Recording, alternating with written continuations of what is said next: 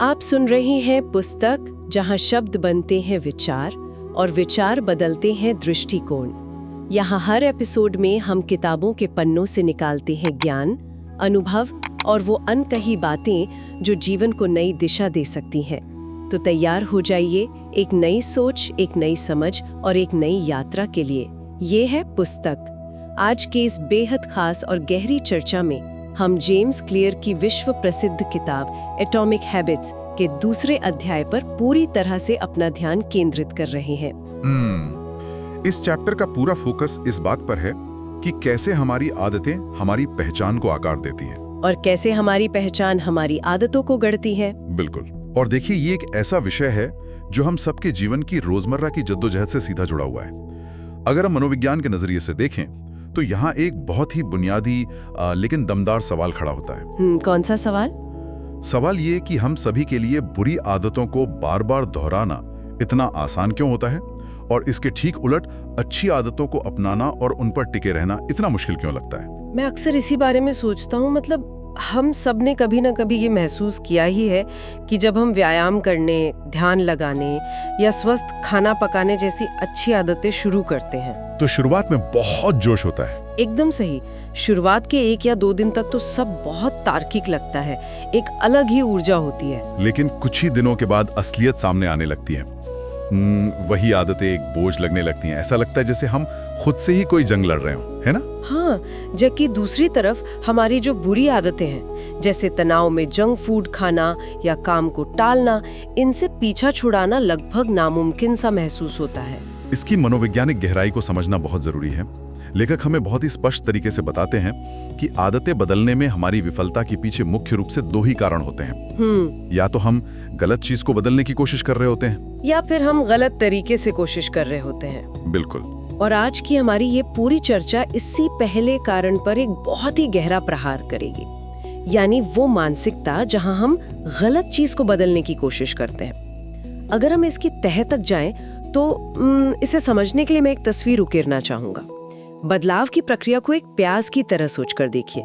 प्याज की कई परतें होती है ना? हाँ, बिल्कुल होती हैं। बदलाव के भी ठीक इसी तरह 3 स्तर या 3 परतें होती हैं। ये प्याज वाला उदाहरण मनोविज्ञान के हिसाब से बहुत ही सटीक है। अगर हम इन तीनों परतों का विश्लेषण करें तो सबसे बाहरी परत है परिणाम, यानी हमारे आउटकम्स, जैसे कि वजन कम करना या कोई एग्जाम क्लियर करना। हाँ, या कोई किताब छापना।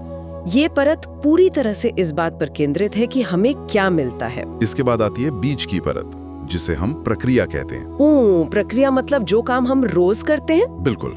असल में यही वो जगह है जहां हम नई आदतें बनाते हैं, जैसे जिम जाने का एक नया रूटीन बनाना या अपनी डेस्क साफ करना। ये परत इस बात पर केंद्रित है कि हम क्या करते हैं।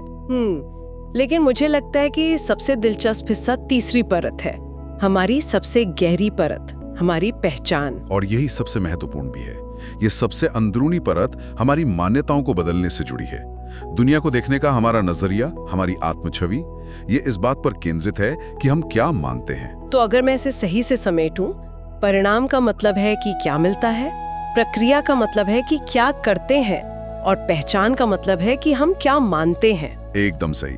अब देखिए, परेशानी ये नहीं है कि इनमें से कोई एक स्तर दूसरे से खराब है। असली समस्या दिशा की है। हम किस दिशा में आगे बढ़ रहे हैं। यानी हम अक्सर बाहर से अंदर की तरफ जाते हैं। हम परिणामों से शुरुआत करते हैं, और यही हमारी सबसे बड़ी भूल होती है। लोग हमेशा ये सोचकर शुरुआत करते हैं कि उन्हें क्या हासिल करना है, लेकिन इसका एक बहुत ही शक्तिशाली विकल्प है अपनी पहचान पर आधारित आदतें बनाना। अच्छा, मतलब शुरुआत इस बात से नहीं करनी कि क्या पाना है, बल्कि इस बात से करनी है कि हम कैसा इंसान बनना चाहते हैं। बिल्कुल। इसे और स्पष्ट करने के लिए उन 2 लोगों के बारे में सोचिए जो सिगरेट छोड़ने की कोशिश कर रहे हैं। ये किस्सा किताब में बहुत ही खूबसूरती से दिया गया है। जब दोनों को सिगरेट ऑफर की जाती है तो पहला व्यक्ति कहता है, नहीं शुक्रिया, मैं छोड़ने की कोशिश कर रहा हूँ। सुनने में ये जवाब बहुत ही तार्किक लगता है, लेकिन साइकोलॉजी में इसे ऐसे देखते हैं कि ये व्यक्ति अभी भी खुद को एक स्मोकर ही मानता है। वो अपनी मान्यताओं को बदले बिना अपने बर्ताव को बदलने की उम्मीद कर रहा है, और यही वो मात खा जाता है। अब दूसरे व्यक्ति को देखिए, जब उसे सिगरेट ऑफर की जाती है तो वो बस इतना कहता है, नहीं शुक्रिया, मैं स्मोकर नहीं हूँ। ये सुनने में शब्दों का एक बहुत ही छोटा सा बदलाव लगता है, लेकिन असल में ये पुरानी पहचान को पूरी तरह खत्म कर देता है। सही कहा। उस दूसरे व्यक्ति के लिए धूम्रपान अतीत का हिस्सा था। ये बात मुझे थोड़ा सोचने पे मजबूर करती है कि हम अक्सर खुद में सुधार करने की सोचते तो हैं, लेकिन अपनी मान्यताओं पर कभी गौर नहीं करते। हम बस सोच लेते हैं मुझे पतला होना है, जो कि सिर्फ एक परिणाम है। हाँ, और फिर सोचते हैं कि अगर मैं डाइट करूंगा तो पतला हो जाऊंगा, जो एक प्रक्रिया है। हम लक्ष्य बनाते हैं लेकिन उन मान्यताओं को नहीं बदलते जो असल में उन कार्यों को चला रही हैं।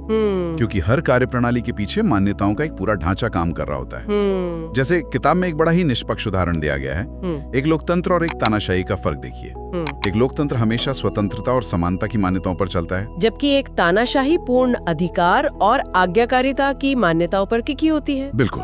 अब सोचिए, किसी तानाशाही व्यवस्था में आप लोगों से वोट डलवाने की आदत नहीं डाल सकते क्योंकि वो सिस्टम की पहचान ही नहीं है। तो यही नियम इंसानों पर भी लागू होता है। एकदम। कोई भी व्यवहार जो हमारे खुद से मेल नहीं खाता वो कभी स्थायी नहीं हो सकता। इसी बात को गहराई से समझने के लिए मैं बोल्डर, कोलोराडो के ब्रायन क्लार्क का किस्सा साझा करना चाहूंगी। ब्रायन को बचपन से ही अपने नाखून चबाने की बुरी आदत थी, जो कि एक बहुत ही आम आदत है। हाँ, तो एक दिन ब्रायन ने अपनी पूरी इच्छा शक्ति लगा दी और तय किया कि वो नाखून नहीं चबाएंगे। वो कुछ दिन इसमें सफल भी रहे। फिर उन्होंने अपनी पत्नी से अपने लिए मैनिक्योर का अपॉइंटमेंट बुक करवाया। और यहीं पर इस कहानी का सबसे अहम मनोवैज्ञानिक मोड़ आता है। बिल्कुल। मैनिक्योर के बाद ब्रायन के नाखून पहली बार इतने सुंदर दिख रहे थे, यहाँ तक कि मैनिक्योरिस्ट ने भी उनकी तारीफ की। और उस पल में ब्रायन को पहली बार अपने ही नाखूनों पर एक गर्व महसूस हुआ, प्राइड की फीलिंग। भले ही उन्होंने जीवन में कभी खूबसूरत नाखूनों की कामना नहीं की थी, लेकिन इस छोटे से गर्व के एहसास ने सब कुछ बदल दिया। क्योंकि इस गर्व में उनकी पहचान बदल दी। उसके बाद उन्होंने फिर कभी अपने नाखून नहीं चबाए। यहाँ से एक निष्कर्ष निकलता है कि जब कोई आदत हमारी पहचान का हिस्सा बन जाती है तो वह सबसे मजबूत आंतरिक प्रेरणा बन जाती है। एकदम सही। अगर हमें अपने बाइसेप्स या बालों पर गर्व है तो हम उन्हें बनाए रखने के लिए किसी भी हद तक जाएंगे। हम शायद किसी मोटिवेशन की वजह से कोई आदत शुरू कर दें, लेकिन हम उस पर टिके तभी रह पाते हैं जब वो हमारी पहचान बन जाती है। लेकिन देखिए, पहचान का ये दोहरा चरित्र भी होता है। ये एक दो-धारी तलवार की तरह है जो हमारे खिलाफ भी काम कर सकती है। हमारे खिलाफ कैसे? लोग अक्सर एक संज्ञानात्मक नींद में चलते हैं, कॉग्निटिव स्लंबर। वे खुद से कहते हैं, मैं दिशाओं के मामले में बहुत बुरा हूँ, या मैं सुबह जल्दी उठने वाला इंसान नहीं हूँ। मैंने कई लोगों को ऐसा कहते सुना है। या मुझे गणित नहीं आती। जब यह कहानी सालों तक दोहराई जाती है तो ये दिमाग में एक पत्थर की लकीर बन जाती है, और फिर हम इसके विपरीत कोई भी काम करने से बचने लगते हैं। हम अपनी ही बनाई आत्म छवि में कैद हो जाते हैं। बिल्कुल। अच्छी आदतें तार्किक रूप से एकदम सही लग सकती हैं, लेकिन अगर वे पुरानी पहचान से टकराती हैं तो हम उन्हें जीवन में उतारने में विफल हो जाएंगी। और इसीलिए मुझे लगता है कि प्रगति के लिए अनलर्निंग बहुत जरूरी है। अपना सबसे बेहतरीन रूप बनने के लिए पुरानी मान्यताओं को लगातार एडिट करना पड़ता है। सकारात्मक बदलाव के रास्ते में सबसे बड़ी बाधा पहचान का टकराव ही है। अब यहाँ एक बड़ा सवाल उठता है, आखिर ये पहचान बनती कैसे है? इसका जवाब आइडेंटिटी शब्द के लैटिन मूल में छिपा है। इसके दो हिस्से हैं, एसेंटिटास, जिसका अर्थ है होने की अवस्था, बीइंग, हाँ, और आइडेंटिडम, जिसका अर्थ है बार बार। यानी पहचान का शाब्दिक अर्थ है बार बार दोहराया जाने वाला अस्तित्व। मतलब हम जन्म से ही अपनी मान्यताओं के साथ पैदा नहीं होते, हम अपनी आदतों के जरिए अपनी पहचान को मूर्त रूप देते हैं। जैसे लेखक जेम्स क्लियर का खुद का उदाहरण ले लीजिए। हाँ, वो कहानी बहुत दिलचस्प है। अपने शुरुआती जीवन में जेम्स को उनके शिक्षकों ने कभी एक अच्छा लेखक नहीं माना था, लेकिन फिर उन्होंने हर सोमवार और गुरुवार को लिखना शुरू किया। और इस निरंतरता ने, इस आदत की आवृत्ति ने उनकी पहचान बदल दी। एक बार फुटबॉल को लात मारने से कोई खिलाड़ी नहीं बनता। बिल्कुल। आदतों को बार बार दोहराने से हम एक नई पहचान को गढ़ते हैं। मुझे वो वोटिंग सिस्टम वाला उदाहरण बहुत सरल और प्रभावी लगता है। हर आदत एक सुझाव की तरह। एक वोट की तरह? हाँ, जब हम किताब पूरी करते हैं तो हम खुद को वोट देते हैं कि मैं पढ़ने वाला इंसान हूँ। हर एक्शन एक चुनाव की तरह है। और सबसे अच्छी बात यह है कि हमें परफेक्ट होने की जरूरत नहीं है। किसी भी चुनाव को जीतने के लिए सर्वसम्मति की नहीं, बल्कि सिर्फ बहुमत की जरूरत होती है। अगर कुछ वोट बुरी आदतों को चले भी जाएं, तो भी लक्ष्य यही है कि ज्यादातर वोट अच्छी आदतों को मिले। बिल्कुल। बड़े बदलाव के लिए किसी कट्टरपंथी बदलाव की नहीं, बल्कि छोटी आदतों की जरूरत होती है। तो अगर हम इस खुली चर्चा को एक व्यवहारिक निष्कर्ष की ओर ले जाएं, तो पहचान बदलने के बस 2 कदम हैं।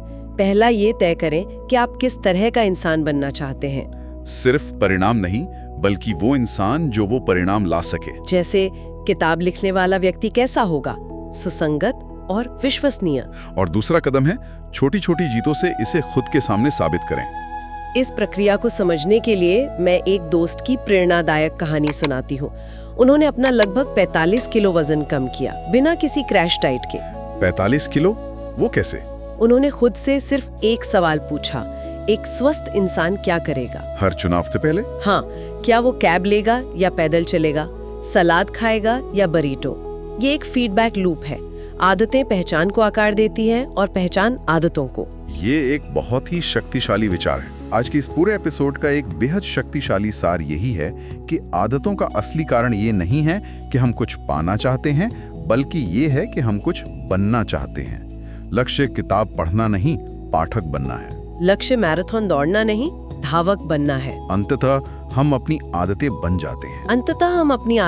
जाते हैं। अब जरा सोचिए, आज हम अपनी जिस पुरानी पहचान को इतनी शिद्दत से पकड़कर बैठे हैं, उसे बचाने की कोशिश कर रहे हैं। क्या हो अगर वही पहचान उस नए और बेहतरीन इंसान को बाहर आने से रोक रही हो, जो हम कल बन सकते हैं? क्या हम आज अपने आप को एक नया वोट देने के लिए तैयार हैं? चलिए इसी विचार के साथ इस सोच विचार के सफर को यहीं विराम देते हैं। आपके समय के लिए धन्यवाद। बिल्कुल, अपना ध्यान रखिए। मिलते हैं अगली चर्चा में।